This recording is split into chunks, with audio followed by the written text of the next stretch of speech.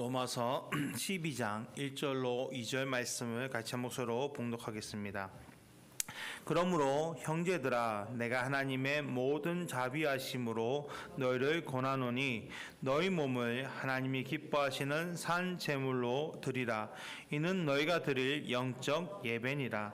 너희는 이 세대를 본받지 말고 오직 마음을 새롭게 함으로 변화를 받아 하나님의 선하시고 기뻐하시고 온전한 뜻인 무엇인지 분별하도록 하라. 아멘.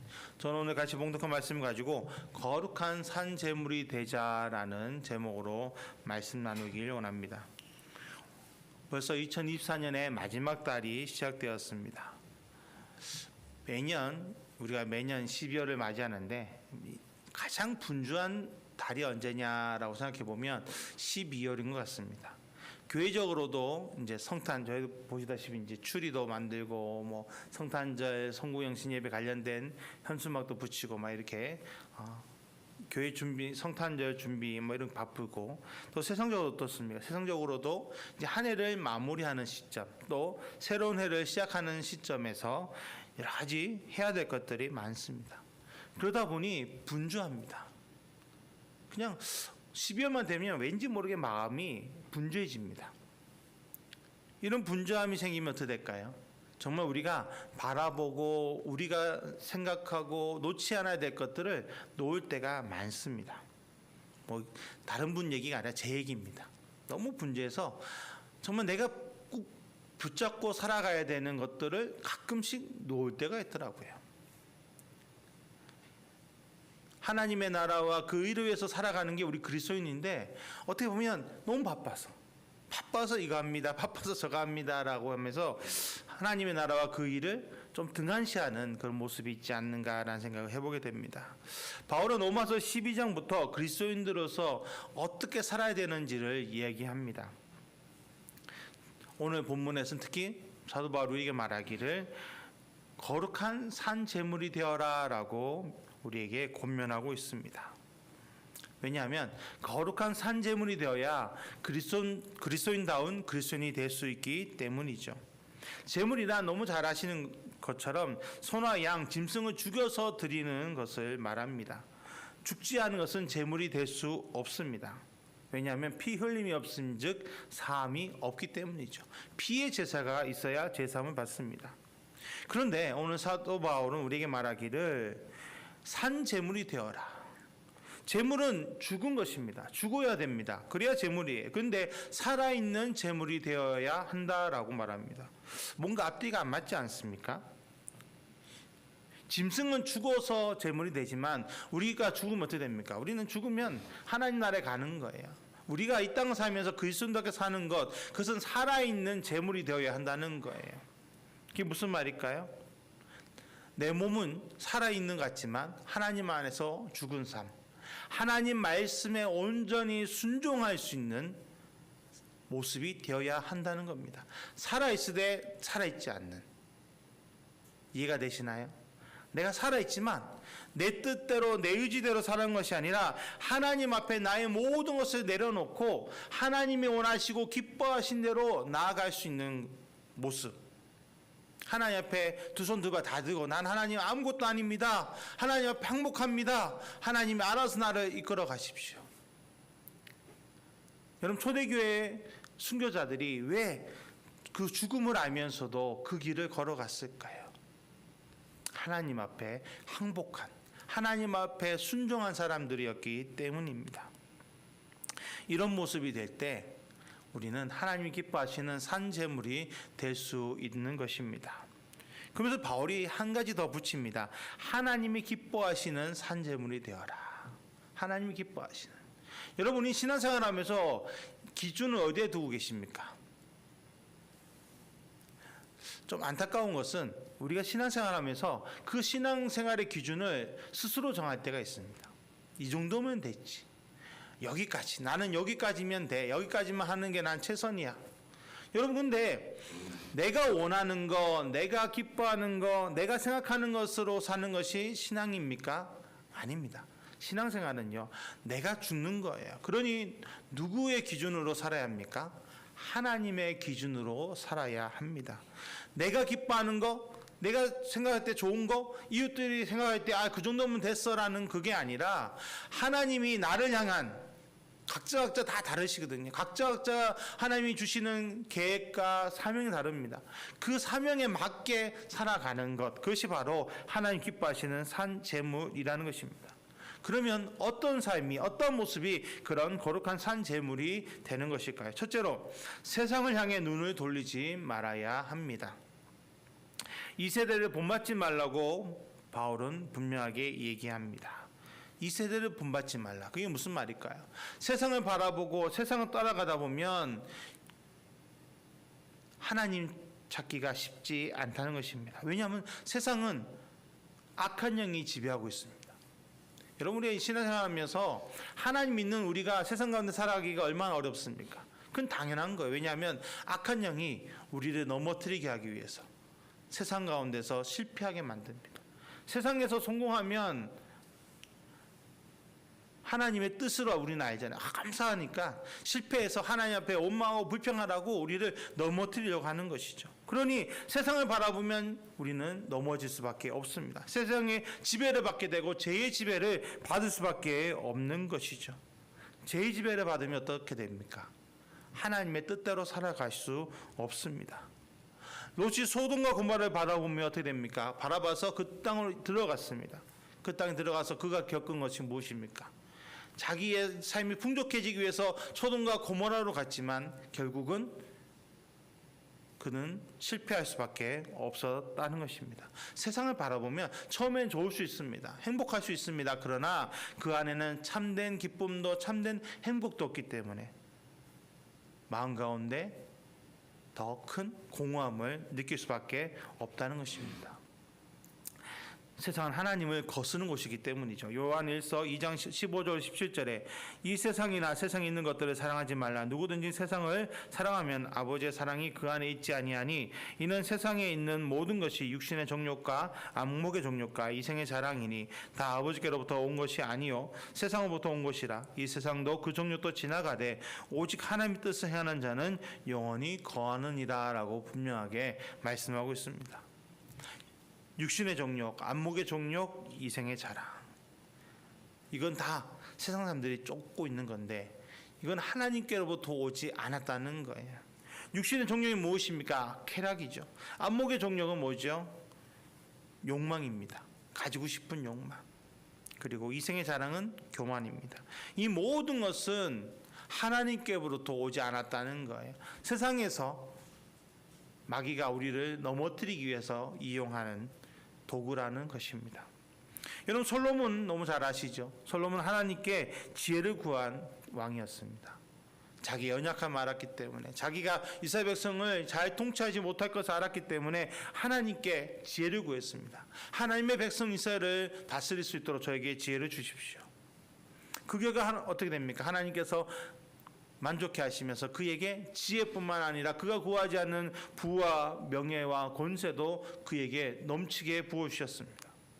처음에는 잘 활용했습니다. 그런데 노년에 어떻게 됩니까?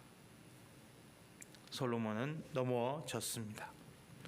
육신의 정욕, 안목의 정욕, 이생의 자랑으로 그는 자기의 삶을 물들여 버렸습니다.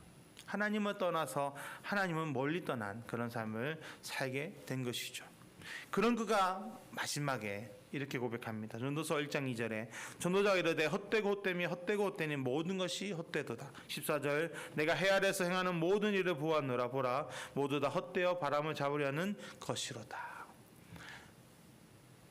육신의 정욕, 안목의 정욕, 이생의 자랑을 쫓아가 봤더니 다 헛된 것뿐이었다라는 거예요. 잡히지 않는 바람이었다는 것입니다. 그것을 깨닫고 그가 마지막으로 하나님 앞에 회개의 고백을 하는 것이 바로 전도서입니다.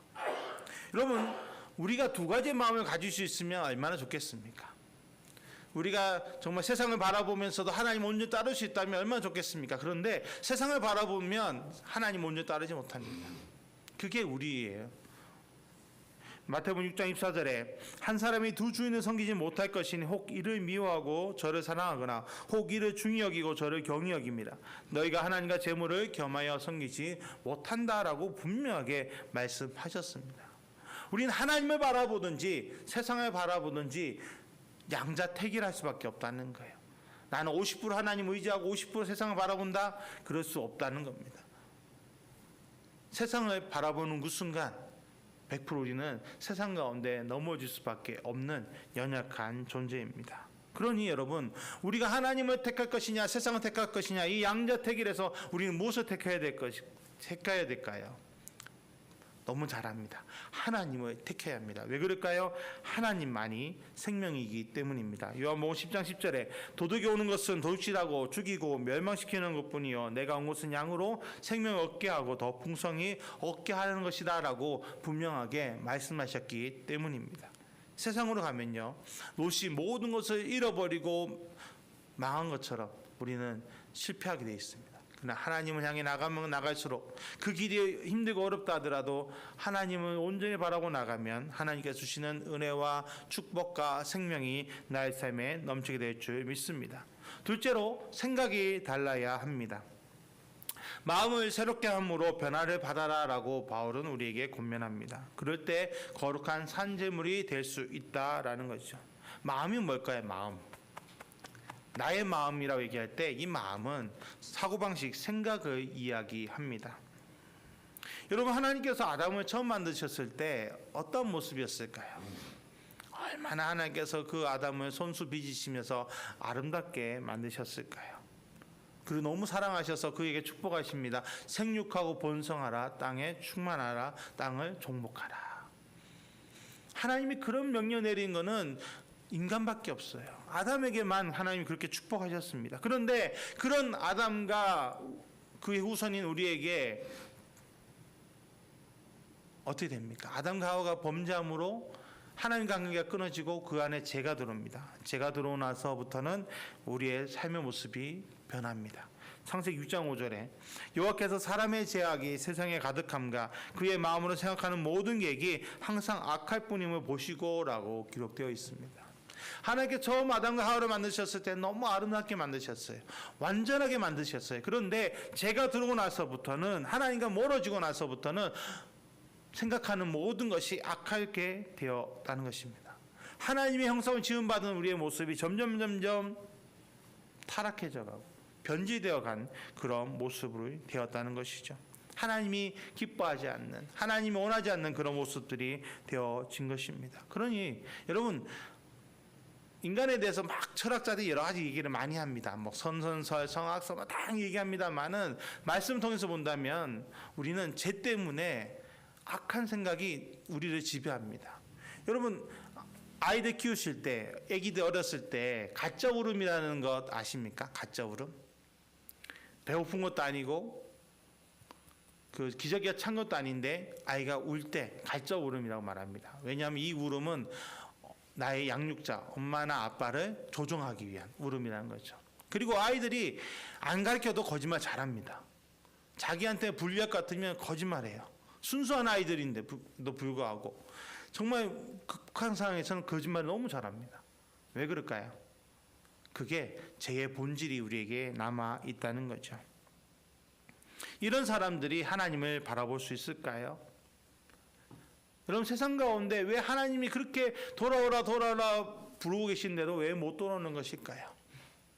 그 죄가 우리의 생각을 붙잡고 있기 때문입니다. 하나님의 음성을 듣지 못하도록 붙잡고 있어요. 영이 죽었기 때문에 육으로만 사는 모습이 된 것입니다. 로마서 8장 6절에 육신의 생각은 사망이요 영의 생각은 생명과 평안이다라고 분명하게 말씀하고 있습니다. 철학자 데카르트는 이렇게 말했습니다. 나는 생각한다. 그러므로 나는 존재한다. 우리 인간의 존재 가치가 뭐냐라고 말할 때 철학자들은요, 생각할 수 있다, 사고할 수 있다는 것을 얘기합니다. 여러분들, 이 생각이 눈에 보이십니까? 만약 나의 생각이 다른 사람들 눈에 딱 지금 생각하는 것이 보인다 그러면 여러분 어떻게 살아가실 수 있을까요? 정말 힘들 겁니다. 보이지 않습니다. 그러나 생각이 있다는 것은 누구나 믿습니다. 눈에 보이지 않는 그 생각이 나의 삶을 이끌어 갑니다. 근데 그 생각 안에 사망이 넘치면 어떻게 될까요? 내 삶에도 사망이 넘칠 수밖에 없어요. 그럼 반대로 생명이 내 생각에 넘치면 어떻게 될까요? 그 생명이 나를 이끌어가게 되는 것입니다. 왜 지금 세상 가운데 많은 사람들이 슬퍼하고 괴로워하겠습니까? 제가 그들을 붙잡고 그 생각을 사망으로 이끌어가기 때문입니다. 긍정적인 생각할 수 없어요. 다 어떤 상황에서도 불안해하고 두려워할 수밖에 없다는 것입니다. 뭐 우리 그리스도인이라고 해서 다 우리도 우리 두려움이 있고 근심 걱정이 있지만 그럼에도 불구하고 우리는 어떻습니까? 그 모든 것을 하나님께 내어 놓을 수 있다는 것. 그래서 하나님이 주시는 생명과 위로와 평안을 우리가 가질 수 있다는 것을 우리는 기억해야 합니다. 이게 어떻게 보면 세상 사람들과 그리스도인의 차이입니다. 그리스도인은 어떤 상황에서도 끝까지 포기하지 않습니다. 어떤 상황에서도 낙심하지 않습니다. 낙심해서는 안 됩니다. 왜냐하면 하나님이 함께 하시기 때문입니다. 요한복음 6장 63절에 살린 것은 영이니 육은 무익하니라 내가 너에게 이르는 말은 영이요 생명이라라고 분명하게 말씀하셨기 때문입니다. 예수님이 이 땅에 오셨습니까? 왜 예수님이 이 땅에 오셔서 그 십자가의 고통을 왜 몸이 찢기시고 피를 흘리시며 죽으셨습니까? 우리를 살리기 위해서. 영이 죽은 우리를 위해서 예수님이 죽으심으로 우리에게 다시 영을 회복시켜 주시기 위해서 예수님이 이 땅에 오셨다는 것입니다. 그 십자가의 공로로 죽었던 우리의 영이 다시 살아났습니다. 영이 다시 살아났기 때문에 우리는 세상 사람들이 보지 못하는 하나님을 볼 수 있고 하나님과 동행할 수 있게 되는 것입니다. 그럼 우리가 하나님 앞에 있으면 어떻게 됩니까? 가장 먼저 내 생각이 바뀝니다. 부정적인 생각이 긍정적인 생각이 되고 죽음의 생각이 생명의 생각이 되는 것입니다. 그리고 하나님과 함께 동행하니 내 삶에는 하나님이 주시는 은혜와 평강과 감사가 흘러넘칠 수밖에 없는 것이죠. 여러분 초대교회의 성도들이 왜 자신의 것을 팔아서 같이 구제했을까요? 여러분 내 거가 필요합니까? 안 필요합니까? 내가 가질 물질이 있어야 됩니까? 없어야 됩니까? 있어야죠. 그런데 왜 초대교회에서는 그것을 다 팔아서 서로 나누었을까요? 하나님이 그들 가운데 계셔서 참된 것을 그들이 경험하고 무엇이 참인지를 알았기 때문에 이 물질은 하나님이 주신 것이기 때문에 같이 나눴으면 또 하나님이 필요할 때 다 채워주신다는 믿음이 있었기 때문에 그들이 그렇게 나누고 베풀 수 있었다는 것입니다. 여러분 이 상상하면서 어떻습니까? 가장 근심 걱정 가운데 빠져 있는 게 무엇입니까? 가장 고민하는 게 무엇입니까? 불안해하는 것이 무엇입니까? 바로 물질적인 문제 아닙니까? 내가 돈이 없으면 어떻게 되지? 이런 고민을 가장 많이 합니다. 왜냐하면 이 세상은 다 먹고 살아야 할 때 다 돈이 필요하기 때문에. 근데 여러분 우리 하나님이 그것을 모르실까요? 너무 잘 아십니다. 우리의 필요를 채워주기 원하시는 것이 또 우리 아버지의 마음입니다. 그 아버지와 우리가 동행하기만 하면 내 생각을 하나님께 온전히 맡기고 하나님이 기뻐하신 것만 생각하고 하나님과 동행하기만 하면 하나님이 반드시 우리에게 모든 것을 채워주십니다. 그것이 바로 전인 구원의 모습입니다. 우리 영혼이 잘된 같이 몸사 잘 되고 강건케 되는 것, 그것이 하나님께서 우리에게 원하시는 모습입니다. 그리고 그럴 때 우리는 거룩한 산제물이 될 수 있습니다. 마지막으로 하나님의 뜻을 알게 될 때 우리는 거룩한 산제물이 됩니다. 세상을 바라보지 않고 하나님으로 채워지는 사람, 그런 사람은 어떻게 될까요? 새 사람으로 변화되고 하나님의 선하시고 기뻐하시고 온전한 뜻이 무엇인지를 깨닫게 된다고 바울은 분명하게 얘기합니다. 시편 42편과 43편을 보면요, 유대인들이 포로로 잡혀가서 조롱받는 모습이 나옵니다. 내 하나님이 어디 있느냐? 왜냐하면 고대 근동에서는요, 나라끼리의 전쟁은 끝나는 것이 아니라 그 나라를 지키는 신들의 전쟁입니다. 그러니까 유대가 바벨론에 멸망했지 않습니까? 그 말은 바벨론의 신들이 유다의 신을 죽여버린 거예요. 이겼다라고 말합니다. 그러니 바벨론 사람들이 유대인들에게 말하는 거예요. 내 하나님이 어디 있느냐? 너 이미 멸망했잖아. 너희 나라가 멸망한 것은 너희 신이 죽은 거야. 그러니 하나님이라는 존재는 없어 라고 조롱하고 있는 것이죠. 여러분, 이 세상이 그렇고 있지 않습니까? 믿는 자들을 향해서 특히 이 코로나가 터졌을 때 하나님이 살아계신다면 어떻게 이런 일이 일어나느냐? 하나님이 계시다면 이룰 수가 없는 거다라고 얼마나 말을 합니까? 그리고 조롱했습니까? 여러분, 그런 사람들의 조롱에 어떻게 반응하시겠습니까? 눈에는 정말 보이는 거 없고 이루어지는 거 보면 정말 하나님이 계신가 의심될 수밖에 없는 모든 상황 가운데서 여러분 어떻게 그들에게 답변할 수 있겠습니까? 시편 기자도 마찬가지예요. 42편과 43편의 기자도 환경으로 말할 수 없는 거예요. 이미 나라가 망했기 때문에. 그들이 조롱하는 그 말을 들을 때 환경적으로 말할 수 없습니다. 그런데 그는 하나님의 뜻을 바라보고 왜 우리가 멸망했는지를 그는 되새겼을 것입니다.